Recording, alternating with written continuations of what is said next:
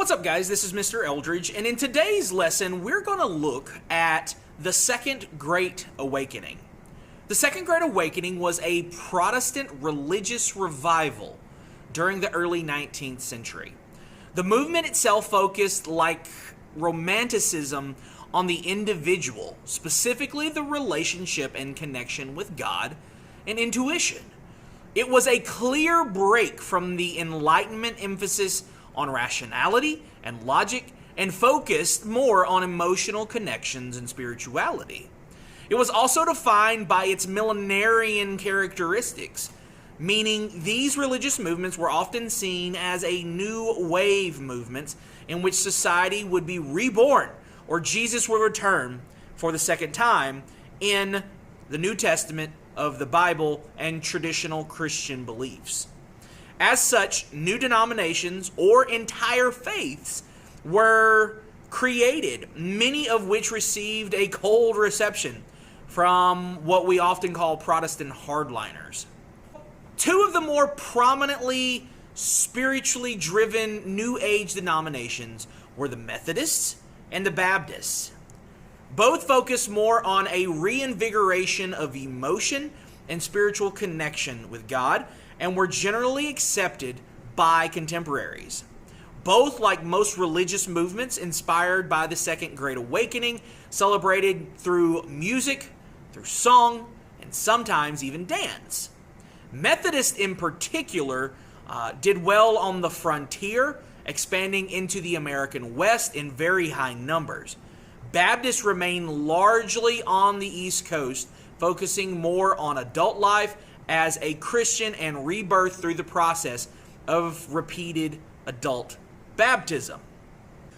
Now, you are going to see in this Second Great Awakening some other groups that are not traditionally known in American current life. So the first is called the Shakers, as they were called due to their emphasis on wild and loose dancing, were started by their founder, Mother Ann Lee.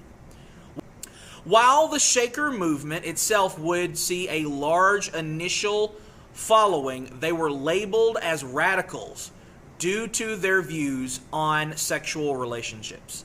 For example, men and women were segregated, and Shakers were opposed to any form of sexual intercourse. Another radical group were the Unitarians, who function as an Enlightenment-based counter to the emotional and spiritual movements. Staying largely in the New England areas, the Unitarians rejected literal scripture and asserted Jesus was not divine, but was instead a human model for morality. Another group that's going to be created during this Second Great Awakening is, of course, the Mormon Church. The Mormons were subject to widespread persecution, and they were founded and initially led by a man by the name of Joseph Smith in the 1830s. Smith's movement for autonomy and tax exemption, however, resulted in state persecution and his eventual death in 1844 near present-day Illinois.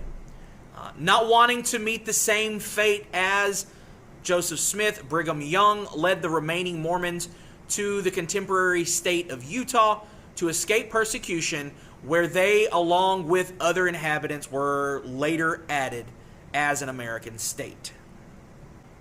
Also, during this time of the First Great Awakening, you also have what is often referred to as the first wave of feminism. Originating with the Whig movement for morality, as well as the abolitionist movement for equality, feminism began to gain traction in the 19th century. While it would be several decades before legal measures would be taken, groups began to meet and codify their views and arguments. Early feminists focused largely on political participation, most notably the right to vote, i.e. the suffrage movement. Among these were individuals such as Susan B. Anthony, Elizabeth Cady Stanton, and then, of course, Frederick Douglass. Women and men even organized the first feminist meeting in 1848 in Seneca Falls, New York, and wrote the Declaration of Sentiments. Of course, that being largely based on the Declaration of Independence. Thank you so much for paying attention to this video. If you have not hit the subscribe button, please go ahead and do so. Thank you so much, and have a great day.